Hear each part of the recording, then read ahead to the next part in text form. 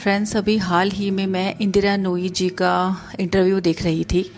आप सभी उनका नाम सुना होगा, आप सब ने। पेप्सिको की चेयरमैन रह चुकी हैं और उनकी लाइफ के एक घटना ने बहुत ज़्यादा मेरे दिल को छुआ, जिसमें कि मुझे भी अपने जीवन के लिए ढेर सी प्रेरणा मिली। क्योंकि जब उनको पता चला कि वो पेप्सिको की चेयरमैन बनने वाली हैं या बन चुकी हैं तो शी गॉट वेरी एक्साइटेड और उन्होंने अपने ऑफिस का काम निपटाया और वो जल्दी जल्दी घर गई कि मैं घर जाकर सबको, अपनी फैमिली को ये न्यूज़ सुनाना चाहती हूँ। तो उन्होंने गैराज में जैसे ही अपनी कार पार्क की, वो गाड़ी से उतरी, काफ़ी लेट हो चुकी थी ऑफिस से आने में। उनकी मॉम वहीं खड़ी थी सामने दरवाजे पर, and she wanted to tell this news to her. पर उनकी मॉम ने कहा, जो भी बात करनी है बाद में करना, पहले घर में दूध खत्म हो रहा है, जाकर दूध लेकर आओ। एंड शी सेड कि मेरे को बहुत गुस्सा आया कि उन्होंने ऐसे क्यों बोला। एंड उन्होंने बोला कि उससे नहीं मंगा सकती थी, मेरे पति से, वो पहले आ गए थे। तो उसकी मॉम ने कहा, ये बात बाद में करेंगे, पहले तुम दूध लेकर आओ। तो वो कहती है, मैंने गाड़ी वापस निकाली, मैं जाकर ग्रोसरी स्टोर से जाकर दूध लेकर आई और दूध लाकर किचन के शेल्फ पर पटकते हुए मैंने उसको कहा कि ये लो दूध। और फिर उन्होंने अनाउंस किया कि मैं पेप्सिको की चेयरमैन बन गई हूँ, मैं आपको इतनी बड़ी न्यूज़ देने वाली थी। एंड यू वोंट बिलीव कि उनकी मॉम ने एक कड़वा लेसन ज़िंदगी का उनको उस टाइम पर दिया कि तुम जो भी हो, जो भी तुम्हारी प्रोफेशनल तरक्की है, जो भी तुम हो, जो भी क्राउन है तुम्हारे सिर पर क्वीन का या जो भी है व्हाटएवर, वो घर की देहली के बाहर तक है। घर के अंदर तुम इस घर की बहू हो, इन बच्चों की माँ हो, अपने हस्बैंड की वाइफ हो और घर की सारी रिस्पॉन्सिबिलिटीज़ तुम्हारे ऊपर हैं। तो इंदिरा जी ने बोला कि मैं एक बार तो बहुत ज़्यादा शेक हो गई कि ये क्या कह दिया मेरी मॉम ने, but eventually it was a big lesson. तो इस इंसिडेंट को सुनने के बाद मुझे खुद भी ये बहुत ज़्यादा प्रेरणा मिली और मुझे भी रियलाइज़ हुआ। मैं अपनी लाइफ का भी एक एग्जांपल आप लोगों को देना चाहूँगी कि मेरी रिसेंटली, मैंने बताती हूँ, पीएचडी कंप्लीट हुई है।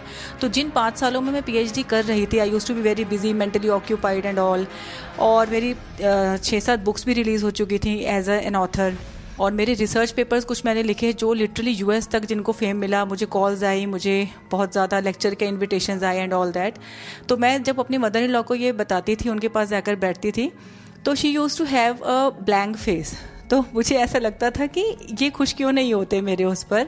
और जब भी मैं उनको बताती हूँ कि लोग मुझे जानते हैं कुछ चीज़ों के लिए, and she is never happy.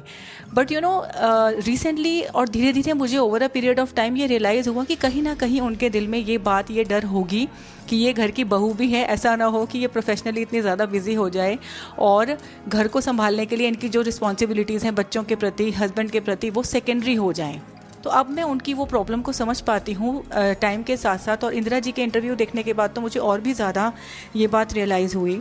So friends, जब भी हमारी जो प्रमोशंस हैं, चाहे वो हमारी पढ़ाई की डिग्रीज़ हैं, चाहे हमारे 100% मार्क्स आए थे, 200% मार्क्स आए थे, जो भी हमने लाइफ में किया, या हमारी जो भी पे बढ़ी है, या जो भी हमने मटेरियलिस्टिक ग्रोथ की है, क्या हम वाकई में उसी ईगो का पहाड़ अब हमेशा अपने संग कैरी करते हैं?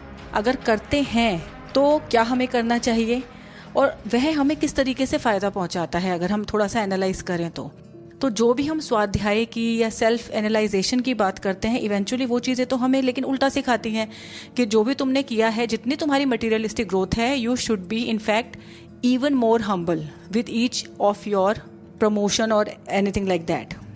So honestly speaking, जो हमारी ईगो का पहाड़ अगर हम वाकई में लेकर चलते हैं, तो ये तो पक्की बात है कि फ़ायदा तो नहीं है, नुकसान ही है। क्योंकि जो उससे हमारी एक पर्सनल ग्रोथ है, जो हमारी एक स्पिरिचुअल जर्नी है, वो उससे धीमी पड़ती ही है। एंड फ्रेंड्स, ये मैंने बहुत सारे एग्जाम्पल सुने हैं, बहुत सारे अमीर लोगों के, बहुत सारे फेमस लोगों के, और इवेंचुअली इस तरह के एग्जाम्पल सुन के हम अपने आप को प्रिपेयर करते हैं। इवेंचुअली जब हम किसी के एग्जाम्पल सुनते हैं तो हम देखते हैं कि मुझे उसमें से क्या मिल रहा है।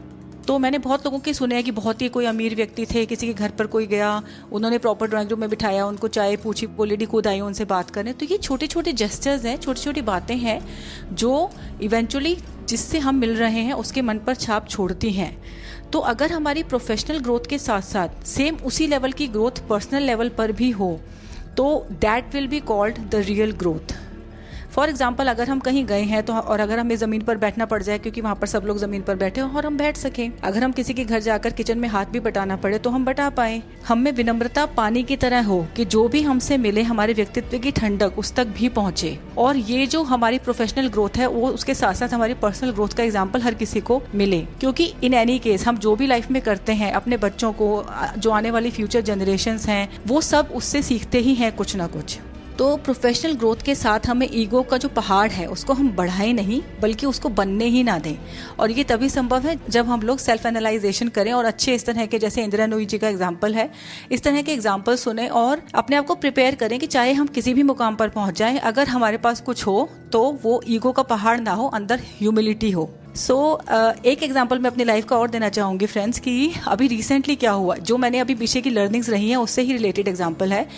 2011 में मैंने अपना ब्लॉग स्टार्ट किया था dharmaforlife.com के नाम से। एंड पिछले 10 साल से आई वॉज क्वाइट एक्टिव, पिछले कुछ सालों में कम एक्टिव भी रही, जो भी है मेरे अराउंड 1000 के करीब उस पर पोस्ट हैं। और रिसेंटली ऐसा हुआ 1-1.5 महीना पहले कि जो मेरा वेब होस्टिंग प्रोवाइडर है उनके यहाँ से साइट उनकी क्रैश कर गई और मेरे ब्लॉग का जो भी डेटा था, डेटा बैकअप नहीं था, तो इट वेंट टू 0। और मैंने बहुत कोशिश की, सबने हाथ खड़े कर दिए कि कुछ है ही नहीं, like I had to start from the scratch again. And I was like कि क्या करूँ, but at the same time एक मेरे अंदर एक ये फीलिंग थी कि जैसे कि 10 साल का ना मैं बोझ लेकर चल रही थी कि मेरा ब्लॉग इतना पुराना है और मेरे उस पर इतनी पोस्ट्स हैं, पोइट्री भी है, ये है वो है। बट 2-3 दिन के उस पीरियड में मुझे रियलाइज़ हुआ कि ठीक ही तो है, अच्छा है ना, वो चला गया। और अगर चला भी गया तो क्या है, मैं इतनी एबल हूँ कि एक नए सिरे से उसको दोबारा से स्टार्ट कर सकूँ, which will be even more, I mean written in a better way, कुछ बेटर रहेगा उसमें। एंड यू वोंट बिलीव कि 3 दिन बाद मुझे कॉल आया मेरे डेवलपर का कि वो हमारे किसी एम्प्लॉय के उसमें चला गया था लैपटॉप में, और उसका लैपटॉप क्रैश हो गया था। उसने जैसे ही लैपटॉप खोला ठीक करवाने के बाद, तो सबसे पहले मेरे जो ब्लॉग का डेटा बैकअप था वो वहाँ पर अवेलेबल था। तो आई सेड अरे वाह, जब मैंने एक्सेप्ट कर लिया तो ये उल्टा हो गया। So universe plays games in this way. तो we should always be positive and hopeful, that is the message for now. So friends, Kabir का दोहा भी है जो हमारे आज के पॉडकास्ट के साथ बिल्कुल पढ़ा जाता है, बड़ा हुआ तो क्या हुआ जैसे पेड़ खजूर, पंथी को छाया नहीं फल लागे अति दूर। तो आज का लेसन हमारा यही है कि हम चाहे जितने बड़े हो जाएं, चाहे जितने पैसे कमा लें, कुछ भी ले लें, लेकिन अपने अंदर से विनम्रता और ह्यूमिलिटी को नहीं खोने देना है। That is it for now friends. Thank you so much. See you next week.